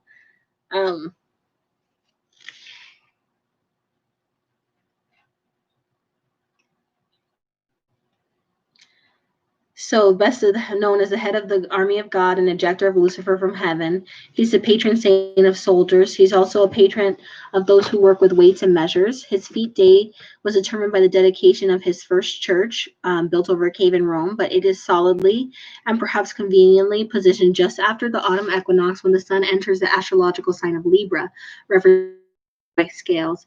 His saintly scale set makes him the ideal candidate to invoke for strength, balance, and protection, the heart of the celebrations of both the autumn equinox and Michaelmas. That's true, Lori. I guess if that's what we're doing, then yes, I'm probably going to church barefoot all the time. The name Michaelmas is a bit of a misnomer, as it suggests that the day belongs to Michael alone, when in fact the day is also honors fellow archangels Gabriel, Uriel, and Raphael, all of whom undoubtedly helped Michael in the battle for paradise. As the last of the harvest was brought in and folks started to look ahead to the dark days of winter, it was probably comforting thought to know that Michael, whose name means who is like God in Hebrew, and company with their collective strength would be present during the coming challenges. The autumn equinox was a traditional time for electing officials, paying debts, hiring servants, and of course bringing in the last harvest. Thanks to Michael and his deeds, September 29th became kind of a harvest deadline. By the end of September, whatever crops were left had to be brought in, lest the devil trapped on hell and earth and with an axe to grind would ruin whatever was left on the vine by spitting and stamping on it. This was especially true of blackberries, which are at the peak in the month of September and still are. Blackberrying and foraging for this free and plentiful late summer fruit is an ancient British tradition still enjoyed today. Harvesting wild carrots also became a Michaelmas tradition, in plenty in the coming year. Split roots were especially lucky, and given from a woman to a man, they held connotations of fertility. Michael's saintly touch can be seen in the tools that were used to free the carrots of the earth. A trident and triangular spade shaped like St. Michael's shield. A traditional harvest festival meal in England, Scotland, and Ireland, when it could be had, was the Michaelmas goose, fed on the stubble that remained of the field after the harvest was brought in, but was already ideally plump, having fed on fresh grass all summer. Eating goose at Michaelmas, sometimes called Goose Day, ensured good luck and plenty in the coming year.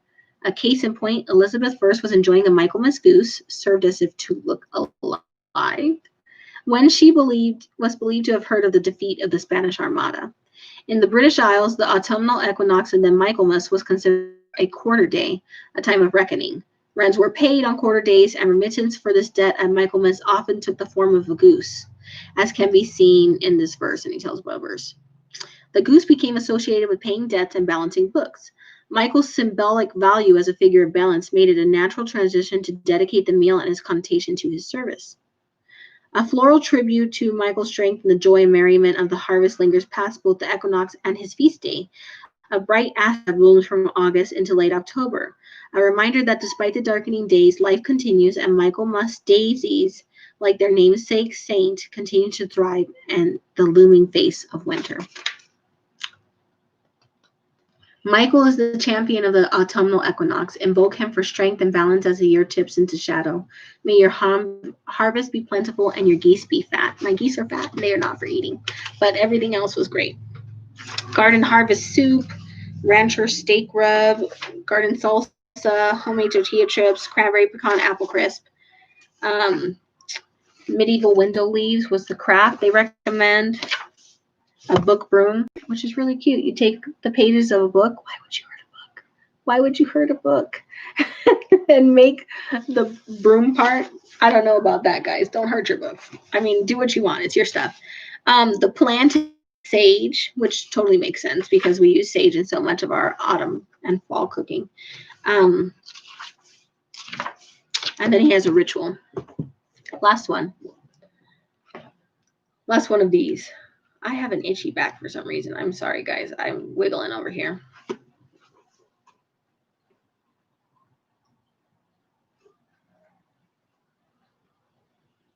Oh, wow. Do you do that all the time, or is that just for extra blessings, or?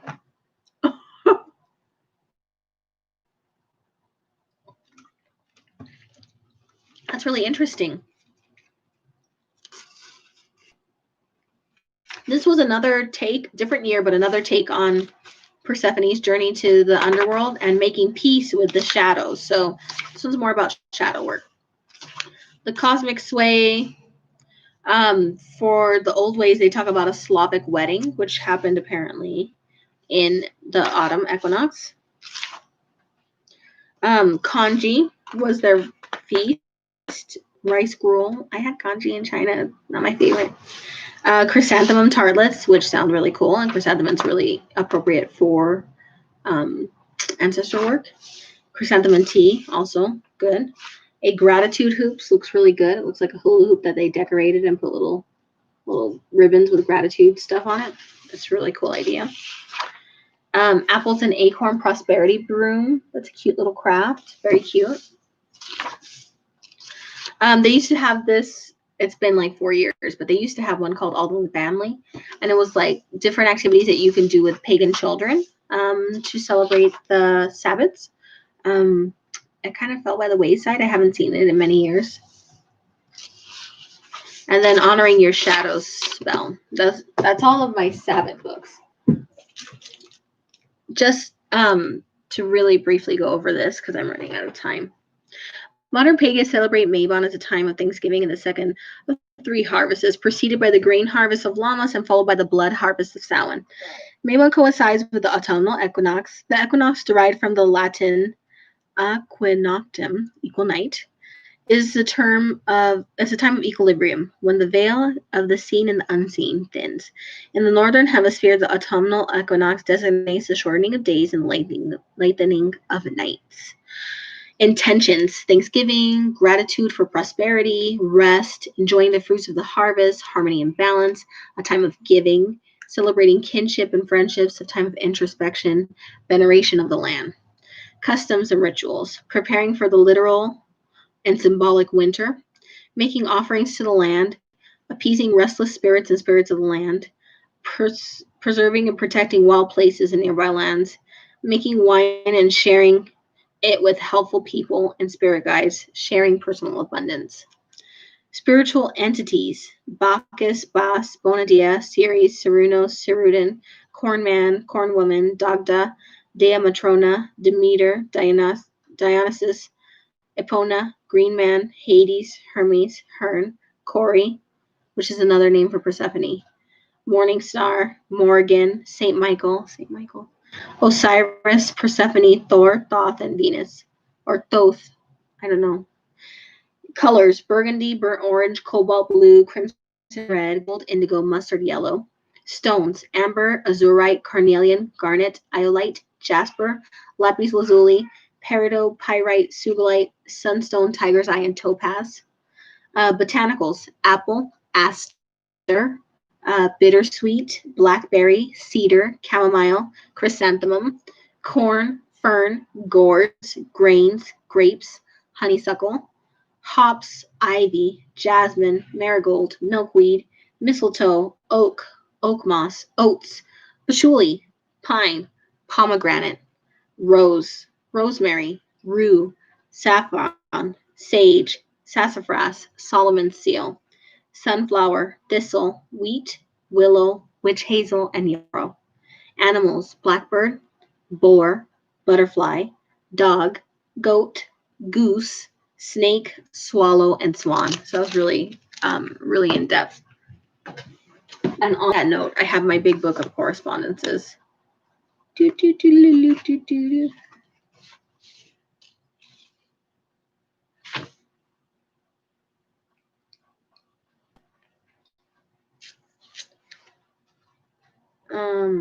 think it's in 389.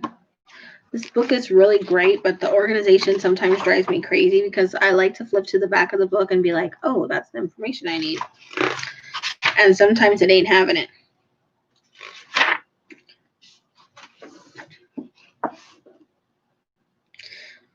So fall in general, zodiac signs: Libra, Sagittarius, Scorpio. Celebrations are Mabon and Samhain. The element is water. The tarot suit is cups. The directions are northwest, west in beginning of autumn, northwest in late autumn. Color is orange. The herbs are grape and ivy, sapphire, topaz, tourmaline, and red zircon. The goddess Dionysus, reptile snake. Animals are antelope, deer, elk, hare, lynx, moose, and porcupine. The birds are goose, sparrowhawk, quail, and turkey.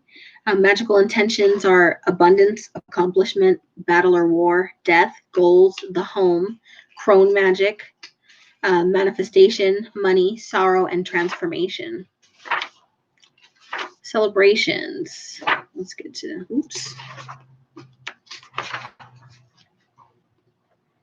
So Mabon, the time of day corresponding with that is dusk. The Ogam is Ada.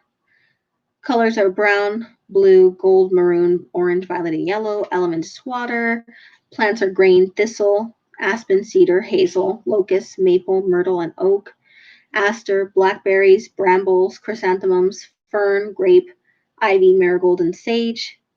Gemstones are amethyst and yellow topaz. Goddesses are Epona, Inanna, Ishtar, Cori, which is another name for Persephone, Modron, the Morgan, Bacchus, Dionysus, Dumuzi, the Green Man, Hermes, Mabon, Thoth, Goose, Hawk, Swallow, Swan, Animals, Dog, and Wolf. Accomplishment, agriculture. So those are intentions. Accomplishment, agriculture, balance, goals, gratitude, grounding. So I mean, this is a really good time of year for all sorts of workings. I'm just going to finish with this one because it has the most. Although we might be saturated at this point, and I totally understand if you are. Hi,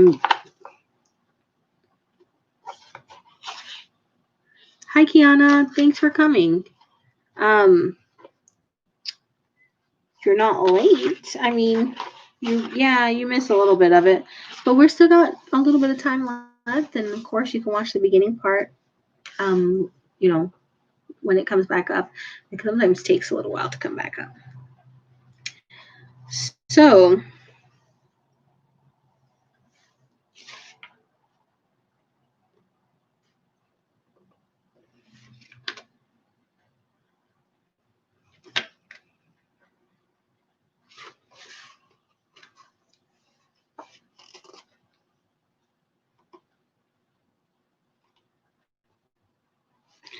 I'm just looking. So celestial event in fall. So that's one of the things I like about this. As you become accustomed to the summer sky, you have no doubt seen the prominent stars of the summer triangle slowly ascending the night sky from the southeast. Now, as the autumn dawns, the trio of constellations known as Lyra, Cygnus, and Aquila accumulate, reaching the zenith. Each one of these constellations contains a first magnitude star that comprises the stellar grouping that we know as the summer triangle. So bright are these three stars, Vega, Deneb, and Altar, that the summer triangle is visible even in light-drenched urban areas. At first glance, it's easy to identify this brilliant group of three with the goddess. Three is her sacred number, and you will find no brighter stars in the autumn sky arranged in such a lovely trinity. The constellation of the summer triangle, however, has a rich mythology all of its own. Lyra is the celestial Lyre. Cygnus is the swan. And Aquila is the eagle. It has little stories about them.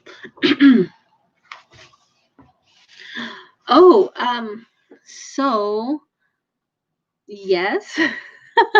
Hi, Kiana. So as a baby witch, I would say the basic things that have come up again and again in all of these resources that I've gone through is that autumn equinox is a time for balance, because equinox is the time of year, one of 2 days of the year where the day and the night are equal. So it's a nice time to consider balance, moderation, equality, and harmony in your life, and how you might acquire those things. Also, what we have also talked about is also about gratitude, expressing your gratitude for the abundance and the prosperity that you received. Some people consider it the witch's Thanksgiving. It's a time for gratitude, feasting, reflection, as we prepare for the deeper reflection and shadow work that typically comes with Samhain and the thinning of the veil, right? So those are all things. There's a lot of mythologies, and depending on what interests you, you might look into Persephone, which is also about the cycle of death and rebirth, right? Persephone and Demeter is very important at this time of year, because a lot of people consider when Persephone's return to the underworld is the reason that winter comes, is because Demeter is so grief-stricken of losing her daughter. There's also Mabon, who is a Celtic deity of this season. You might even consider different descent journeys, from everything from Osiris to Jesus Christ, which we talked about a little earlier. Some of the workings are just a really good time for balance, harmony, reflection. You might consider doing a blessing jar, and I've talked about that earlier, filling it with all the different things that you're grateful for throughout the season, and then reflecting on that.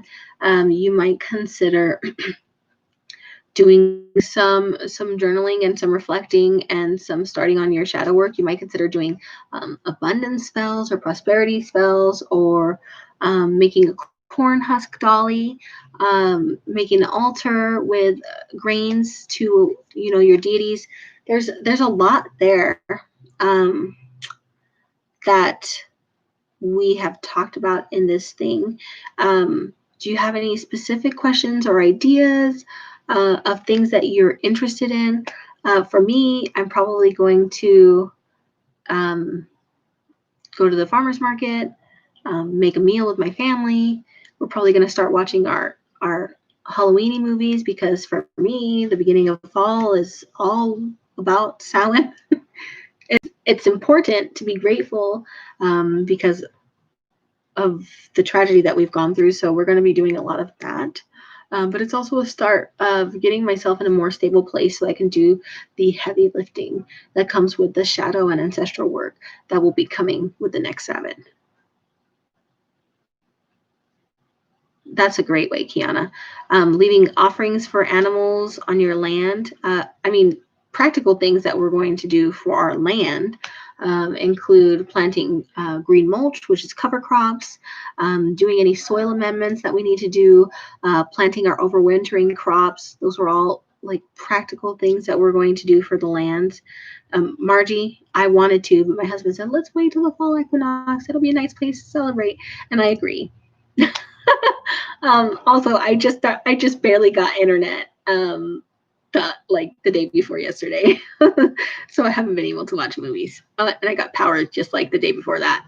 So I'm excited to start.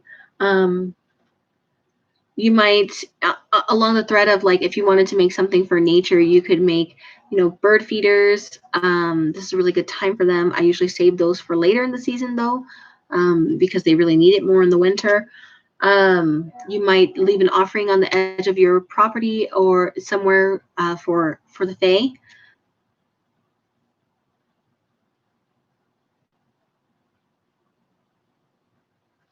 Oh, wow. That sounds really great. You planted corn and pumpkins. Where are you, in the South or closer to the equator? I would love to plant corn and pumpkins this late. I accidentally planted my pumpkins too late and I didn't get anything but flowers. No pumpkins this year. And I planted a whole field of corn and not one came up.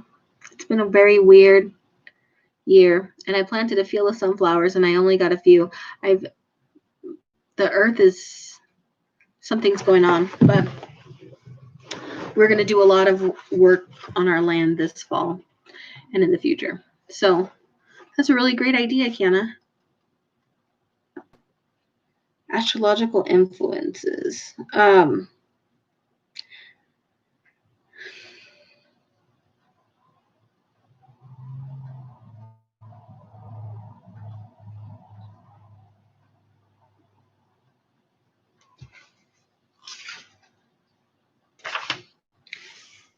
This is all about the Ludian mysteries. A symbolic harvest. Weaving a cornucopia. It's got some interesting ideas, but just to review, harvested them. Oh, that's wonderful. I was like, oh my gosh, that's amazing. I mean, it's probably possible in the South. Just really quick, I'll just really skim through some of the highlights of the things that suggestions from different resources that I did, that I spoke about, just to kind of. So here's some. It's the second harvest, so that's. Yes, Margie, and also I'm going to do mulch and a cover crop, and some soil conditioner, because we have a lot of strong clay. Sorry, why are you sorry to me?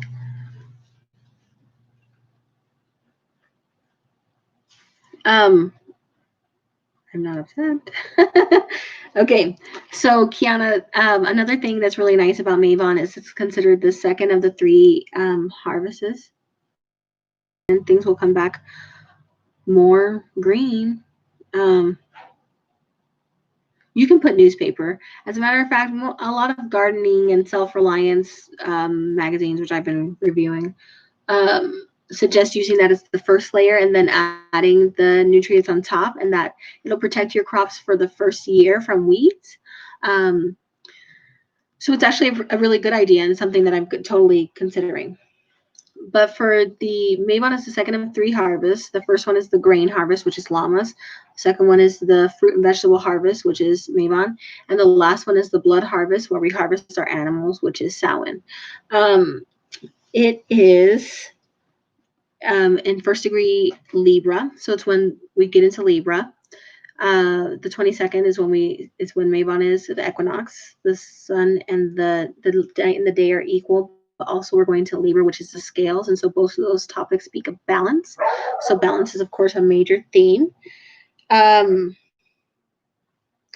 ideas is like dipping leaves in paraffin, using them as rituals, but basically there's lots of ideas around fall leaves and beautiful squash and just like making a corn dolly, performing your ritual outside, which in my family our normal tradition is to camp, and were it not for the fires we would be doing that. So we're doing a little something different this year.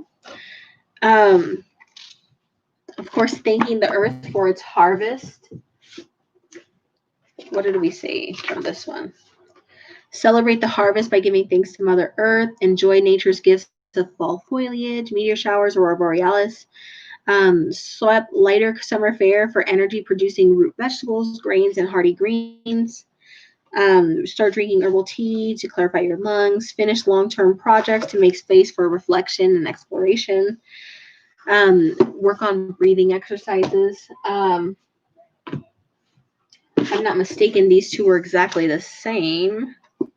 I just got to find the page. There we go.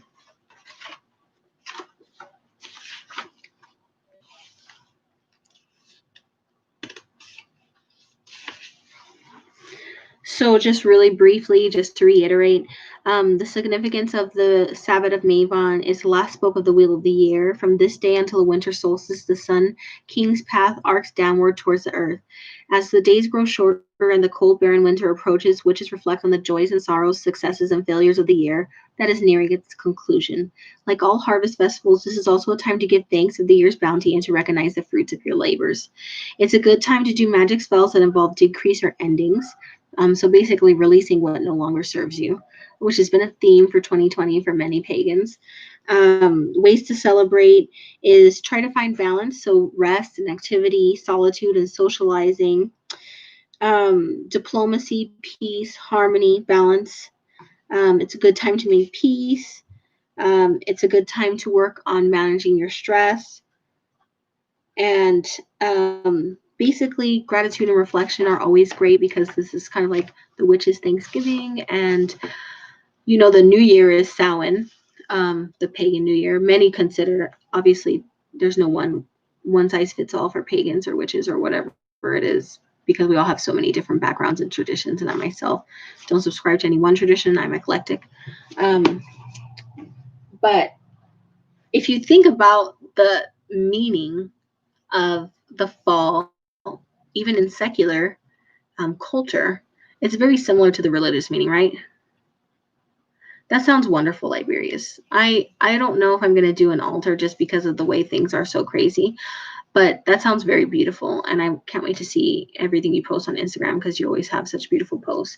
I am going to do journaling because I am in need of it, and I think I'm going to do a lot of divination as well, just because, oh, my dog is barking, just because I really need to process everything that's happened with the fire. I'm just going to read some more just little blurbs for Kiana and anybody else who's just wants a summary.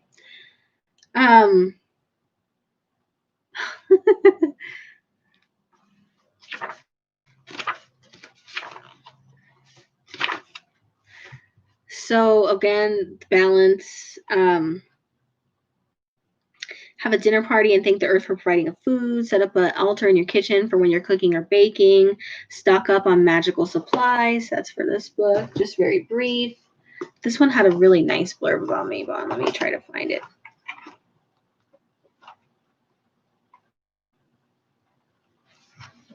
So your color correspondences. Yes, Kiana, I live in Southern Oregon, and so literally my property is on fire. We saved it. It didn't. My house didn't burn down, so that's good. My neighbor's house did, but we were able to save our house and our animals, most of them, almost all of them. We did lose several outbuildings, 3 sheds in our barn, and a car, but none of those things were irreplaceable. Although my husband probably feels like his John Deere was irreplaceable. But he's coping by shopping for a new one. But yeah, no, thank you very much for the wonderful energy. We're okay, but it is a lot to process. And 2020 has been a lot to process. So I would recommend, one of the things that I did when I was a baby witch was like all of the love and the light and the fun, beautiful celebratory parts, and I really neglected shadow work and journaling and reflection for many years, and it did me no favors because number one, I made the same mistakes over and over again, and number two, I had this I had a lot of negative emotions that I could not shed. I'm not saying that you're going to do that, but I am saying that we tend to say love and light and focus on the good, which is not necessarily helpful, and it's not the theme of this time of the year. The theme is gratitude and balance, but it also is reflection. And part of that is looking at the not pleasant things and sitting with your grief and sitting with your pain and sitting with the not pleasant parts of yourself and striving for wholeness within yourself. The good parts, the bad parts, the great parts, all of it is you, and you are all, every part of you is worth, it's worth something. And so one of the most powerful things I think is for a witch to know herself, for a person, for all humans to know yourself. And knowing yourself isn't just the good parts of yourself, but it's facing the bad parts of yourself and acknowledging them and trying to be better, but also respecting that you've come this far. You've come this far, so you're doing. I mean, things could be worse, and those negative parts of yourself are a part of you, and it's all okay. You're so sweet. Everything is good. Thank you for anything that you sent me. Thank you for being here. I hope that you have a wonderful experience, and I hope that, I mean, that you find so much joy and interest and everything in this path, because it's been so wonderful for me and for my family. I actually, a couple of days before the fire, I was in Newport and I got a whole bunch of goodies that I was going to share with you guys in a haul, but that's kind of, I'll share it with you guys in a haul eventually. This whole bed is, this blanket is covering like 7 or 8 boxes of stuff, and there's like 10 boxes here, and there's, oh my god, I have so much stuff I have to go through.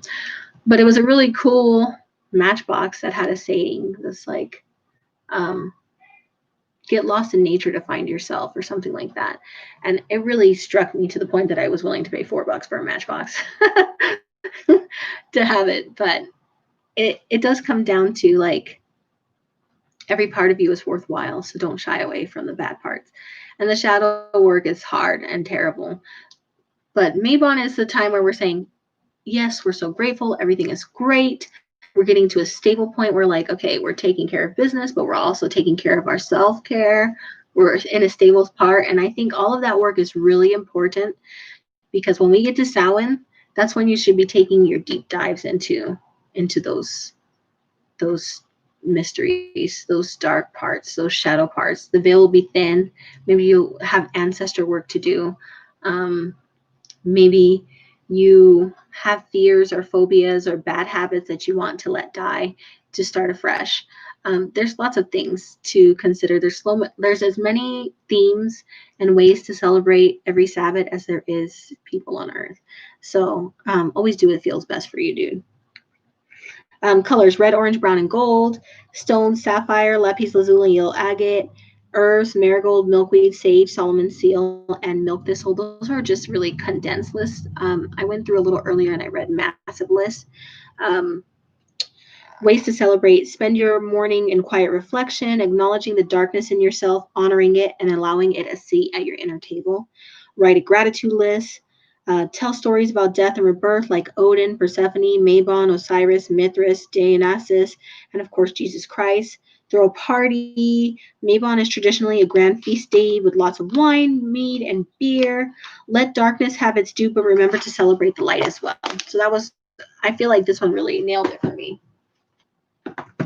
I don't think that this one had anything that I really liked, except for we talked about the blessing jar. It had a quote that I really liked here. You are not just light or just shadow. There are easy answers. You are all of it and more. That was a great one. You are all of it. You are everything.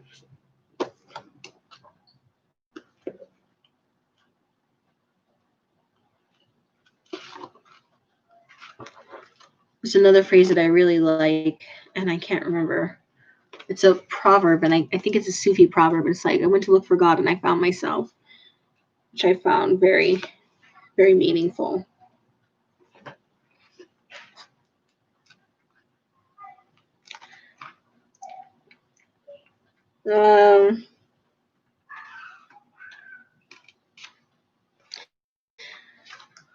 So it's just talking about celebration leading to introspection and reflection, balance, expressing gratitude. And oh, I did that one already. Okay. So my dog is barking. I don't know. What are you guys gonna do for Mabon? This is my first time being home. Usually I go into the forest and we have a meal over the fire and we have a campfire and we sit outside and I read and I journal and I do divination and we're together, and it's just like probably one of our favorite camping trips of the whole year because the weather is perfect, and just I'm gonna miss that this year, but there's always next year. We're not gonna be doing that this year. I think that we'll probably share a meal. I'm going to try to journal and do some divination. Maybe I'll have a bath. That sounds wonderful. Watch some Halloween movies with my family. Probably go to the farmer's market and check on and see how other people in the valley survived, and try to buy as much as I can from my neighbors who need my money more than Walmart. Not that I spend a lot of money at Walmart.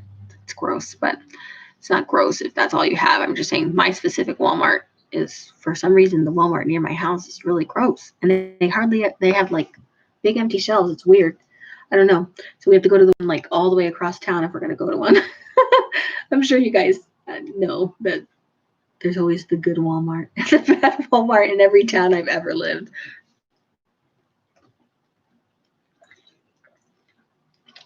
Vitamins. Any questions, comments, concerns before we go?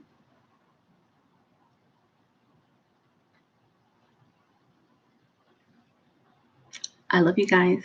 It's been really nice connecting with you. I'm glad that I took this time, and I'm glad that you guys took this time to join me. I have my unboxings are so late. Oh, thank you. I love you too, Liberius. You're so wonderful. I can't wait to see all of your posts on Instagram. Oh, girl. Hecate. Keys of Hecate. It's going to be the same for me. Thank you, Moon Crone. Blessings, guys. Blessings. Take care of yourself. Please take care of yourself. Enjoy what you have. I mean, even to the smallest thing. Hot water, electricity, internet, home, your stuff, the life and the health of your pets and your loved ones. Please appreciate it. Oh, thank you, Lori. I'm getting my unboxings. There's probably going to be a video on my channel every day for like the next month and a half because I'm so far behind. So keep checking back. Blessed be, Kiana. Enjoy it. I hope you find exactly what way to celebrate makes you feel wonderful and whole. And Next week, we're going to be getting ready for the full moon. So some people call that the harvest moon. I do not. The harvest moon already passed in my opinion. And ooh, JoJo's mad. My dog is mad. In September. So the 1st of October I consider the blood moon, and the 31st is the blue moon because it'll be the second moon in full moon in a month. So very special time on Halloween on a Saturday. It's gonna be wild, but hopefully in a good way, because I really hope that my son gets to have some trick or treating. Although the neighborhood where he trick or treats burned down, so I, before the catastrophe, was shopping like a crazy person on all those ads on Facebook for like the singing pumpkins and the witch's cauldron. And so I have a backup plan, just in case. I would set up like maybe something for his little kindergarten class to come to, which my husband's not super eager about because it probably means lots of work for him. I usually dream all these wonderful things up and he has to make it happen. So it is what it is. Oh, that sounds wonderful, Mooncrone. That sounds so fun. That sounds really fun. Please share that information. I'm super interested in that. I'd love to hear your ideas about it. I have like a circle driveway, and I was going to set up like little spooky things to look at, and then have like a big stock pot on a fake fire full of candy with a ladle, so that if people were like scared of the virus or whatever, I could just ladle candy to the kids and they would be able to keep their distance. So that's my plan. I'm going as a witch. No surprise. But I do want to buy myself some stockings like like the Wicked Witch of the West. You know, the striped ones like the Tim Burton snake. I definitely need that. So please, if you're dreaming of Samhain, share it with me on IG or Instagram or Facebook or in the comments. I love that. Any ideas you have, I am down for, because we have got to turn this year around because it has been a shit show. And there's no canceling Halloween. You can't tell me what to do on my property. We're going to celebrate. We're going to decorate. And if we have to have a scarecrow keeping people 6 feet apart, then I guess that's what we'll do. Oh, that sounds wonderful. That sounds wonderful. Lumerias, I forgot about that. That's a really good idea. I was going to take we had a wood pile. It's gone now. There's so many things that are wrong. But anyway, I was going to take pieces of wood and make little crosses and put them all in the front yard for like a graveyard, and then mannequin hands and put them like half out of the ground so it looked like zombies coming out.